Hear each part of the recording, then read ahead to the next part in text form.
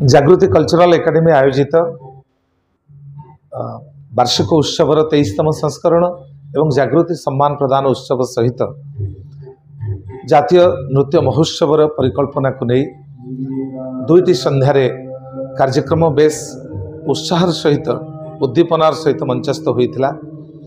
विशेष भाव में प्रथम संध्यारे जागृति कल्चरल एकेडमी प्रतिभादीप्त शिल्पी माने गुरु दुष्मंत कुमार स्वाई एवं गुरु त्रिलोचन साहूंकर निर्देशन एवं प्रतिष्ठाता तथा मैनेजिंग ट्रस्टी गुरु निरंजन साहूंकर प्रेरणा एवं परिचालना को पुंजी करी अति निपुण भाव में ओडिसी नृत्य सहित लोकप्रिय जनजातिर नृत्य एवं लोककलार प्रकाश से संबलपुर नृत्य को अति निच्छक भाव में व्यक्त करते मध्य सर्जनशील नृत्य रही तेज ओडिसी नृत्य को प्राधान्य दि जाइए एवं शास्त्रीयता को प्राधान्य दे जो नृत्य गुड़िक संयोजित होता मंचस्थ होता ताहा दर्शकों को अभिभूत करता। द्वितीय संध्यारे जो जातीय स्तरीय नृत्य रे अंतर्जातीय ख्यातिसंपन्न नृत्यशिल्पी एवं जातीय स्तरीय प्रतिष्ठित नृत्यशिल्पी माने लब्ध प्रतिष्ठा नृत्यशिल्पी माने सेमानकर परिवेशन रखिथिले जो मानक मध्यरे बाहरु आसीथिबा अतिथि कलाकार मध्य सेमाने विशेष भाव में मणिपुरी शास्त्रीय नृत्य सहित कुचिपुड़ी नृत्य को उपस्थापन करथिले बाहरु आसीथिबा शिल्पी एवं कविता द्विवेदी भली जड़े बरेण्या एवं वरिष्ठ नृत्यशिल्पी मध्य चमत्कार नृत्य परिवेशन करथिले ता सहित अन्यान्य प्रतिभादीप्त नृत्यशिल्पी मध्य सेमानकर सुंदर परिवेशन रखिथिले एवं जागृति प्रतिभा सम्मान सहित जागृति जीवनव्यापी साधना सम्मान प्रदान करा जाइतला।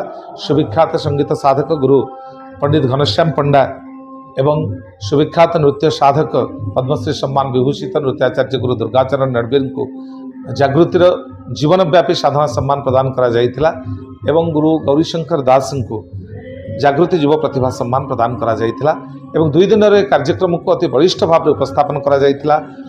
जातीय स्तरीय एवं अंतर्जातीय स्तरीय विचारक मंडली उपस्थित रही कनिष्ठ वर्ग एवं युव कनिष्ठ एवं उपकनिष्ठ वर्गर सफल प्रतियोगी मानू चयन करी सेमानकु मध्य संबर्धना देइथिले। एई भली 2 दिन कार्यक्रम बेस उत्साहित करथिला समस्त को एवं गुरु निरंजन साहूंकर प्रयास को समस्ते शाबाशी देइथिले एवं आगामी समय रे जागृति कल्चरल एकेडमी 23 वर्ष को अतिक्रम करिछि। आगामी समय रे एभली प्रतिष्ठित नृत्यशिल्पी मानकु प्रोत्साहन देव ओडिसी नृत्यर प्रचार प्रसार करिबारे निजको निमग्न करिवो ए विश्वास बोध संचालित होइतिला। नमस्कार, जय जगन्नाथ। मु गौरीशंकर दास। चलित वर्ष मत जागृति युव सम्मान 2025 मनोनीत कर अनुष्ठान समस्त कर्मकर्ता को मु धन्यवाद जनाई। आवार्डटा गोटे मिलवा सहज कथा नुह, कारण यहाँ गोटे कांध उपर बड़ दायित्व। गुरु मानकर परवर्ती पीढ़ी हिसाब से सबुतक दायित्व से आम कांधरे देदेले। आम आगामी जेनेरेशन को आम केमिति से ओडिसी नृत्यर प्राचीन परंपरा को नहीं नूतन धारे परिवेशन करूँ शिखेबू आग को बाहि नेबू से दायित्व दिगला। तेणु मु बहुत खुशी आनंदित। तेणु समस्त को अनुरोध करी ओडिसी नृत्यर मौलिकता को रखु आ जो ओडिसी नृत्य आम विश्व दरबार परिचित होइचु से ओडिसी नृत्य को श्रद्धा और सम्मान सहित शिक्षा करंतु।